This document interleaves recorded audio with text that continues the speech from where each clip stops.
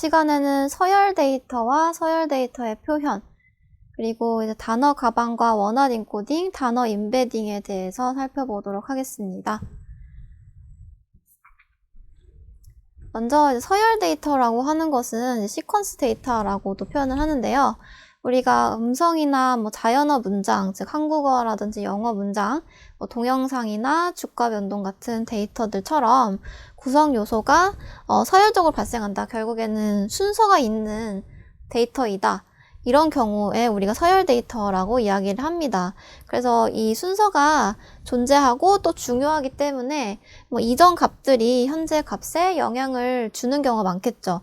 그래서 우리가 만약에 어떤 서열 데이터를 가지고 분류나 예측하는 문제 또는 뭐 회귀 문제 같은 것들 풀 때 현재 시점의 값뿐만 아니라 이전 시점들의 값들을 고려해서 분류나 또는 회귀 문제를 풀 수가 있겠다라고 생각해 볼 수 있겠습니다. 뭐 예를 들면 지금 밑에 보시는 것처럼 이제 심전도 신호 같은 경우도 이제 시간에 따라서 계속 관측이 되는 데이터이죠. 그리고 주식 시세도 마찬가지고요. 지금 이 X축에 해당하는 것이 지금 시간 축이라고 할 수가 있겠죠. 그리고 Y축이 실제 그 시간에 따라서 관측된 주식 값들이겠고요. 그다음에 음성 신호도 마찬가지로 우리가 시간에 따라서 뭐 소리를 측정한 데이터가 있을 수가 있고, 또 이제 유전자 서열 같은 경우도 순서가 있는 데이터이기 때문에 이 앞에 C가 나오고 뒤에 G가 나오고 이런 식으로 이것들이 다 의미를 가지고 있는 데이터입니다. 그리고 문장 같은 경우도 이 앞에 있는 단어와 뒤에 있는 단어들이 서로 연관 관계를 가지고 있죠. 그렇기 때문에 이런 데이터도 우리가 서열 데이터라고 이야기를 할 수 있겠습니다.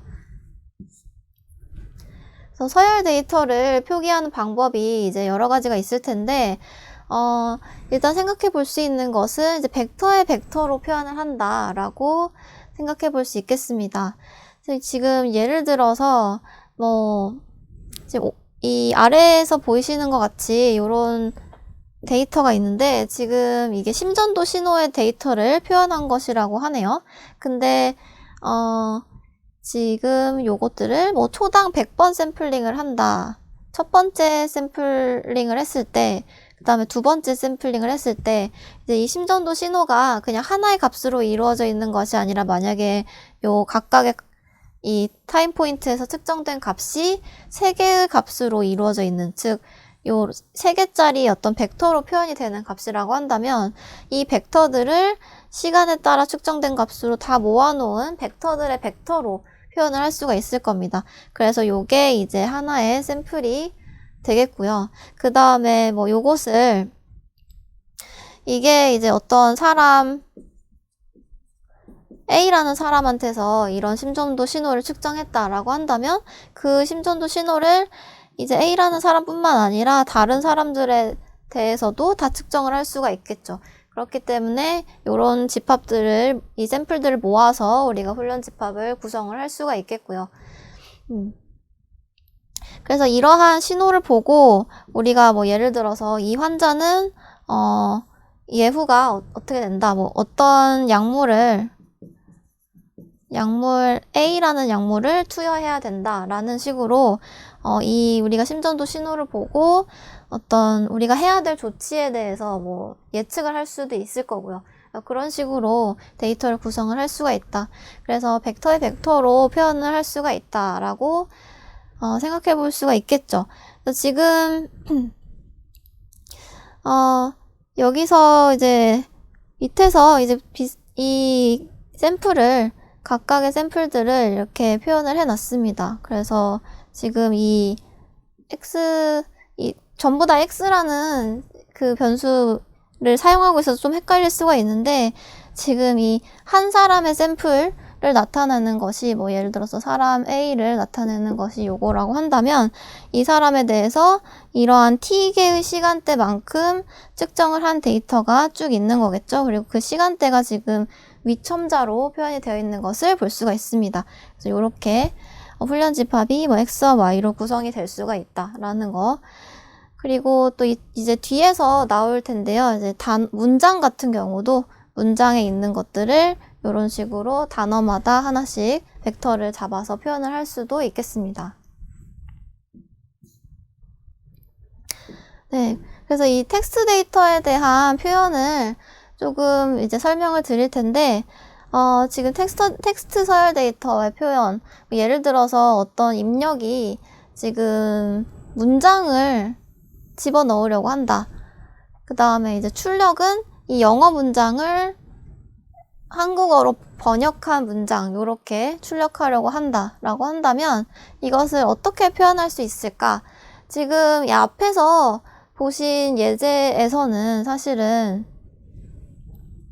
뭐 우리가 유추할 수 있는 거는 이 X를 여기는 이제 요 방향으로 우리가 순서를 영어 같은 경우 이 왼쪽에서 오른쪽으로 읽기 때문에 요거부터 이 단어를 하나씩 쪼갰다고 생각하면 우리가 요 X를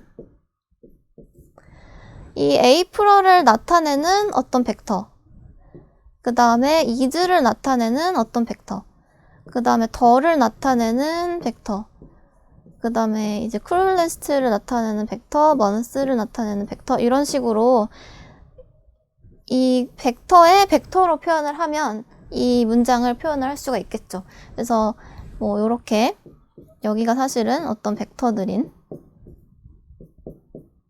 같은 크기여야지 처리하기가 좋겠죠. 그래서 이런 식으로 우리가 문장을 표현을 해볼 수 있을 거고요. 그래서 간단하게는 그렇게 상상을 해볼 수가 있고, 지금 이제 몇 가지 설명을 드릴 텐데, 이제 뭐 사전을 사용해서 표현을 하는 방법이다라고 이야기를 했는데, 지금 우리가 사전을 구축한다라고 하는 것은 뭐냐면, 우리가 이런 하나의 문장만 가지고 머신러닝이라든지 어떤 알고리즘의 인풋으로 사용을 할 것은 아니기 때문에, 예를 들어서 이런 문장이 뭐 1000여 개가 들어있는 어떤 하나의 글이다 라고 한다면 그 글에 있는 모든 단어를 모아서 어떤 전체 사전을 구축을 해 놓을 수가 있겠죠. 그래서 그 단어로부터 어떠한 벡터들을 만들어내는 것, 이 단어를 표현하는 벡터를 만들어내는 것이 이제 여기서 얘기하는 사전을 구축한다라는 뜻입니다. 근데 이제 우리가 뭐 영어나 한국어도 마찬가지로 우리가 전체 뭐 한국어 사전이나 영어 사전에 있는 모든 단어를 꼭 전체 사전으로 만들 필요는 없겠고요. 여기서 예를 들어서 뭐 영어를 불어로 번역을 하고자 할 때 어떤 논문에서는 사용 빈도가 가장 높은 3만 개 단어를 가지고 사전을 구축했다라고 이야기를 하고 있습니다. 그래서 우리가 뭐 자주 사용하는 단어라든지 우리가 가지고 있는 데이터에 들어있는 단어들로 사전을 구축을 해놓고, 그 다음에 이제 서열 데이터를 표현하는 방법들이 뭐가 있는지를 설명을 드리도록 하겠습니다. 먼저 이제 백업 월즈라고 하는 것이 단어 가방이라고 번역이 되어 있는데, 이 백업 월즈 같은 경우에 어떤 식으로 데이터를 표현하는지를 말씀드릴게요. 지금 이제 우리가 전체 사전에 있는 단어가 총 M개라고 생각을 해볼게요. 그럼 단어가 총 M개인데 이 각각의 단어들의 빈도수를 세서 벡터로 표현을 한다. M차원의 벡터로 표현을 한다라고 되어 있습니다. 그래서 뭐 예를 들면 지금 이렇게 문서라고 되어 있지만 사실은 하나의 문장인데, 이 문장에 대해서 이 문장이 이제 먹고 싶은 사과, 먹고 싶은 바나나 뭐 이런 식으로 4개의 문장이 지금 주어져 있죠. 그래서 이것을 이제 이 단어의 빈도수를 세 보면 이 첫 번째 문장에 대해서 이 전체 이 4개의 문서에 들어있는 모든 단어를 다 모으면 지금 9개의 단어가 사전으로 만들어지는 것을 볼 수 있습니다. 그래서 지금 여기에 열 부분이 이제 9개의 단어로 이루어져 있고요. 그 다음에 여기가 지금 각각의 문서라고 표현되어 있는 것들이 하나의 행이라고 생각을 했을 때, 이 첫 번째 문장에 대해서는 지금 이 3개의 단어가 각각 한 번씩 나타나기 때문에 이 나머지는 다 영어로 표현을 하고, 이 단어가 나타난 빈도수에 따라서 요 자리에다가 빈도를 지정을 해주는 거죠. 그러면 지금 이 문서에 대해서, 이 문장에 대해서 이런 식의 9개짜리 벡터를 만들어서 표현을 할 수가 있겠죠. 지금 이제 세 번째 문장 같은 경우 바나나라는 단어가 2번 나왔기 때문에 중간에 이제 빈도가 2번으로 계산이 된 것을 볼 수가 있습니다. 그래서 이렇게 여러 문서에 대한 백어월즈를 결합을 해서 이렇게 매트릭스 형태로 구성을 한 것이 이제 다큐먼트 텀 매트릭스입니다. 지금 이쪽이 이제 다큐먼트고, 그 다음에 이쪽이 텀이죠. 그렇기 때문에 다큐먼트 텀 매트릭스 DTM이라고 표현이 되어 있죠. 그래서 이런 식의 어떤 매트릭스를 만들어 놓고 시작을 할 수도 있겠죠. 근데 여기서 이 백어월즈와 이제 DTM의 한계를 생각을 해보자면 지금 보시는 것이 이제 문서나 문장 내 단어들의 어떤 순서를 고려하지 않는다라는 것입니다. 지금 여기 이제 이 컬럼에 있는 단어들의 순서는 별로 중요하지 않죠. 지금 어떤 의미를 가지고 순서를 배열한 것이 아니죠. 그렇기 때문에 이 문장 안에서 먹고 다음에 10분이 나왔다. 이런 식의 어떤 관계를 여기 이 매트릭스 상으로 표현을 할 수가 없습니다. 그래서 그것이 이제 백어월즈의 어떤 한계점이라고 생각을 할 수가 있겠고요. 그다음에 이제 원하드 인코딩으로도 마찬가지로 문장을 표현을 할 수가 있습니다. 예를 들어서 이제 여기서 지금 이 April is the coolest month라는 어떤 문장이 있는데 지금 여기에 그냥 전체 사전에 있는 단어의 개수가 그냥 요것 m개라고 할게요. m개 전체 단어가 있고, 단어 중에 지금 요렇게 5개의 단어에 대해서 이 문장 안에 들어있는 것을 볼 수가 있죠. 그래서 요거를 어떤 식으로 표현을 할 거냐 하면 총 5개의 단어가 들어있기 때문에 5개의 벡터가 들어있는 단어로 표현을 할 건데, 요 각각의 벡터를 이제 원하드 인코딩을 한다라는 거죠. 여기서 이제 이 전체 요 하나의 벡터를 가져와서 보면 요게 지금 총 우리가 사전에 들어있는 m개의 단어 개수만큼 요소를 가지고 있는 어떤 벡터인데, 이 중에서 지금 세 번째 단어가 April이라는 단어를 나타내는 위치다라고 한다면 지금 첫 번째 단어가 April이기 때문에 이 위치만 1로 두고 나머지는 다 0으로 둔 이런 벡터를 첫 번째 단어를 표현하는 벡터로 사용하게 됩니다. 그리고 이제 여기서 또 5번째 위치가 is라는 단어를 표현하는 위치다라고 한다면 이제 두 번째 벡터는 나머지는 다 0이고 요 5번째 자리만 1인 요런 벡터로 표현이 되겠죠. 그래서 이런 식으로 이제 전체 m개의 사전에 들어있는 벡터에 대해서 이 위치에 어떤 단어가 나왔는지 그 위치만 이제 1로 표현이 된 원하드 인코딩을 해서 벡터의 벡터로 표현을 할 수도 있겠습니다. 그래서 여기서의 약간의 한계점이라고 한다면 지금 하나의 단어를 표현할 때 이 전체 m차원의 벡터를 사용하는 것을 볼 수가 있고요. 그래서 약간은 비효율적이다 라고 생각할 수가 있습니다. 그리고 이제 단어 간의 유사도를 측정하는 기능이 없다. 지금 April하고 month라든지 혹은 April과 is가 서로 얼마나 비슷한 단어인지를 표현을 할 수가 없습니다. 지금 여기서는 그냥 각각의 단어 위치에 그냥 1로 표현을 한 것이기 때문에 이 두 개 사이에 디스턴스를 계산한다든지 이런 것이 의미가 없죠. 그렇기 때문에 이런 유사도를 표현하는 기능이 없고요. 근데 그 대신에 이런 식으로 표현했을 때 어쨌든 April이 is보다 바로 앞에 단어다. 이런 식의 순서의 어떤 정보는 가지고 있는 벡터라고 생각을 할 수가 있겠죠. 그리고 마지막으로 이제 워드 임베딩이라는 것이 있습니다. 그래서 단어의 관계를 반영해서 새로운 공간으로 변환한다라고 나와 있는데요. 그래서 지금 이제 보통 m보다 훨씬 낮은 차원으로 변환한다라고 되어 있죠. 그래서 우리가 가지고 있는 전체 사전에 있는 단어의 개수가 총 m개라고 하면 아까 이제 여기 원어드 인코딩에서는 그 m개짜리 벡터를 만들어서 April이라는 단어를 표현을 했는데 그렇게 하지 않고 그거보다 훨씬 더 작은 차원으로 단어를 작은 차원의 벡터로 표현을 하는 것을 의미를 합니다. 그래서 이제 전체 언어의 단어들을 추출한 집합을 훈련 집합을 사용을 해서 비슷한 단어들이 비슷한 벡터를 가지도록 단어를 벡터로 이제 매핑을 시켜주는 것을 의미를 합니다. 그래서 가장 대표적인 알고리즘으로는 이제 워드2백이라는 것이 있습니다. 여기 이름에서도 보이듯이 워드를 벡터로 매핑을 해준다는 뜻인데 지금 이제 그 알고리즘을 사용해서 만들어진 이 벡터를 2차원의 표현을 해본 것이 이제 왼쪽의 그림과 같이 나타나 있는데요. 지금 여기 잘 안 보이지만 지금 이 부분들을 보면 각각 이제 뭐 N이나 G라든지 그냥 한 글자짜리 알파벳들이 가까이 뭉쳐 있는 것을 볼 수가 있고요.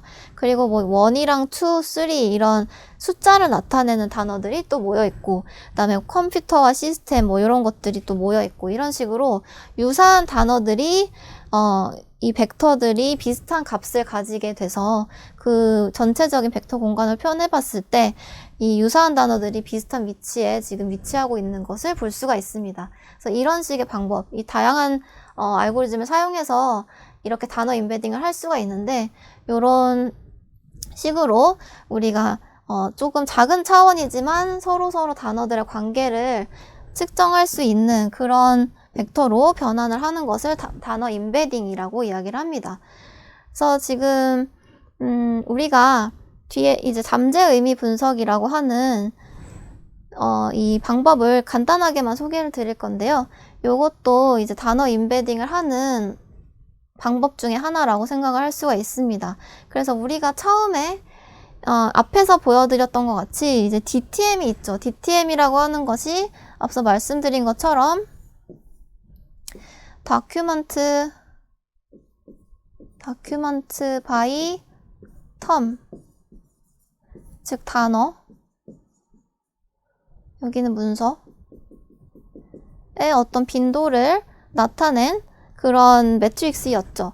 그래서 이런 매트릭스가 있을 때 우리가 다큐먼트, 즉 문서도 벡터로 다시 표현을 하고 싶고 단어도 이제 어떤 특정한 벡터로 표현을 하고 싶다라고 할 때 이제 요 자체의 매트릭스에서 싱귤러 밸류 디컴포지션, 즉 특이값 분해를 사용을 해서 이 문서와 단어에 대한 새로운 벡터 레프레젠테이션을 우리가 만들어낼 수 있는 그런 방법이라고 생각을 할 수가 있겠습니다. 그래서 우리가 가지고 있는 이 DTM 다큐멘트 텀 매트릭스를 우리가 지금 A라고 여기서는 표현을 하고 있고요. 그래서 우리가 갖고 있는 이 DTM 매트릭스가 예를 들어서 n by n짜리 크기의 어떤 매트릭스라고 한다면 이 싱귤러 밸류 디컴포지션을 해서 이렇게 세 개의 매트릭스로 쪼개게 됩니다. 그래서 이제 m 곱하기 n n 이런 식으로 쪼개게 되는 거죠. n by n 여기 u 같은 경우는 n by m이고 여기는 n by n이고 그 다음에 n by n으로 하면 최종적으로는 n by n으로 계산이 되겠죠. 그래서 이렇게 총 3개의 매트릭스로 이제 나눠지게 되고요. u와 시그마 그리고 v 트랜스포즈로 표현이 되어 있는데 이런 식으로 나눠서 이제 우리가 새로운 레프레젠테이션을 찾는 겁니다. 근데 지금 여기서는 이 중간에 있는 요 부분에서 조금 이 n by n으로 하지 않고 우리가 특정 원하는 토픽의 개수가 있다면 주제 어떤 문장에서 문장의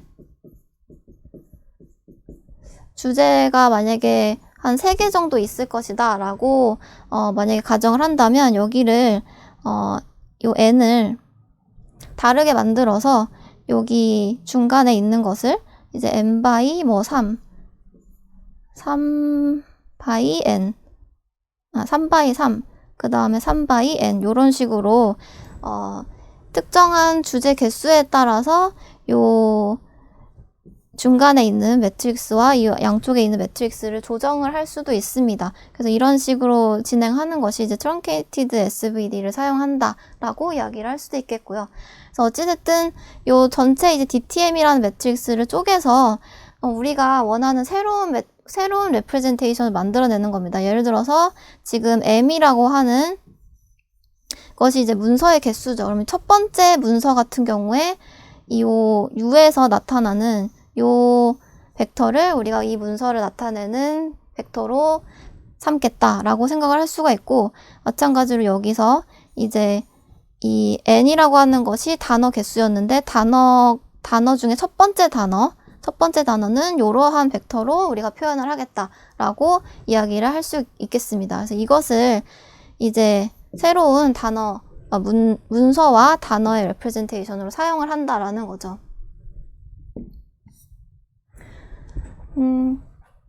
그래서 우리가 지금 이제 파이썬에서 numpy라는 라이브러리에 포함되어 있는 이제 np numpy.linearalgebra.svd라는 메소드를 사용하면 이 행렬을 3개의 벡터로 쪼갤 수가 있습니다. 그래서 예를 들어서 이 행렬이 지금 A라는 행렬이라고 할 때 이제 np.linearalgebra.svd 여기에다가 A라는 행렬을 넣어주게 되면 그 결과값으로 앞서 말씀드린 이 U와 시그마와 그 다음에 V 트랜스포즈 이렇게 3개의 행렬로 자동적으로 쪼개지게 되는 거죠. 그래서 요것을 나눴을 때 결과를 확인을 해보면 지금 요게 이제 시그마를 이렇게 표현을 한 거고요. S라고 표현을 한 건데요. 지금 앞에 처음에 매트릭스가 4x9짜리 매트릭스였기 때문에 이제 U 매트릭스는 4x4, 그 다음에 S는 4x9, 그 다음에 V 트랜스포즈는 9x9로 표현이 되는 것을 볼 수가 있습니다. 그래서 말씀드렸듯이 이제 요렇게 요것이 일종의 우리가 문서를 나타내는 벡터다라고 이야기를 할 수가 있겠고요. 그래서 이것을 통해서 다른 이제 머신러닝 알고리즘 같은 것에 이제 단어에 대한 어떤 표현을 벡터로 만들어서 넣고 싶다라고 한다면 여기에 있는 이 V 트랜스포즈에 있는 단어를 나타내는 벡터를 활용해서 사용을 할 수가 있다라고 생각할 수 있겠습니다.